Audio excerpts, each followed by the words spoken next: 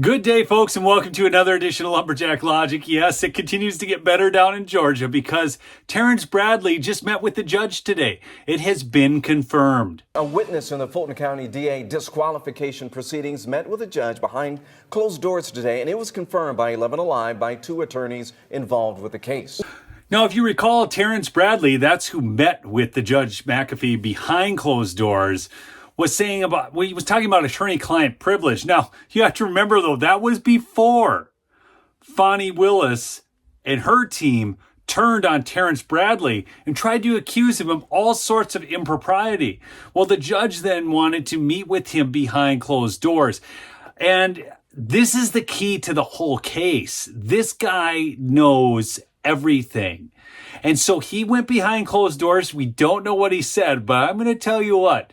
I think it's going to be pretty spicy. Well, the witness at the center of today's proceeding is Terrence Bradley, a former law partner and one-time divorce attorney for Nathan Wade. And today, Fulton County Judge Scott McAfee met with Bradley to determine whether attorney-client privilege bars him from answering questions from defense lawyers.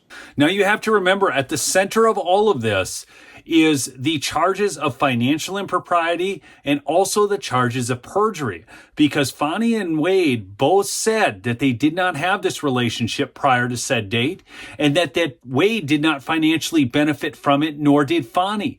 But in reality, as we saw the whole court case proceed, we saw that was true. And then the judge cast some real doubts on this whole attorney-client privilege.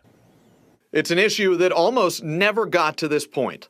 At a hearing on February 16th, defense attorneys spent hours trying to get Bradley to share what he knows about when Willis and Wade's relationship began. He said he couldn't answer, arguing any information he may have is protected by attorney-client privilege from his time representing Wade in his divorce. Fulton County Judge Scott McAfee seemed ready to accept that argument until Bradley gave an answer late in the day that appeared to reopen the issue.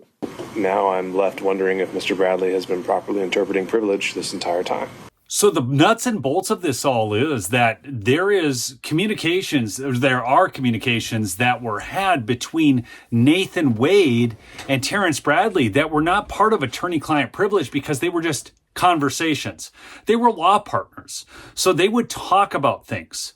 And they would talk about, going to the baseball game Saturday night, maybe taking Fani with, these types of things that wouldn't necessarily be part of attorney-client privilege. I think that's what McAfee is zeroing in on.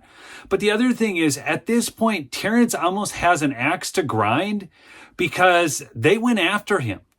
And I don't think Terrence now is going to be feeling like he has to defend Nathan because Nathan Wade and Fani Willis had the attorneys turn on him. The other thing is, Fani Willis and Nathan Wade, their defense team, went on about how the text message or the cell phone activity, which we have the data of showing that Nathan Wade was in that area. And this is admissible. This is exactly how they found the J6 people, right? They're all like, we got all this cell phone data. We need to go after these J6ers. Well, you know what? They were just in the vicinity then. How can you go after them? This is the same way that they proved the issues with the ballots in 2000 Mules. But then, of course, it's not good enough.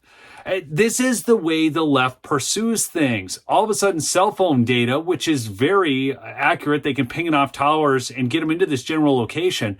What do you think? Do you think Nathan Wade was just going to that neighborhood all this time just to drive around it? No, he went there for a purpose, obviously.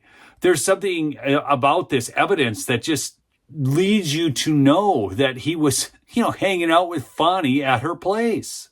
And, if he does say that the relationship started, before the time that, D.A. Willis and Nathan Wade have said, then, it's going to be a bombshell. So here's the deal, people. The judge had him behind closed doors. You can know that he was asking Terrence Bradley very direct questions, and Terrence was answering under oath. And okay, so it was recorded on video, is my understanding of this, even though it was a closed door meeting, so that the video evidence is there as backup. And then Terrence Bradley, if the judge so deems, is going to have to come back out on the stand.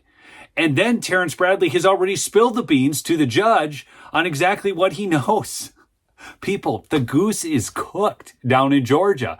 I mean, with everything that we've learned in this case, and, the left will say, well, no, you don't really know that. I mean, no, they have to be removed from this case, which then pushes this back.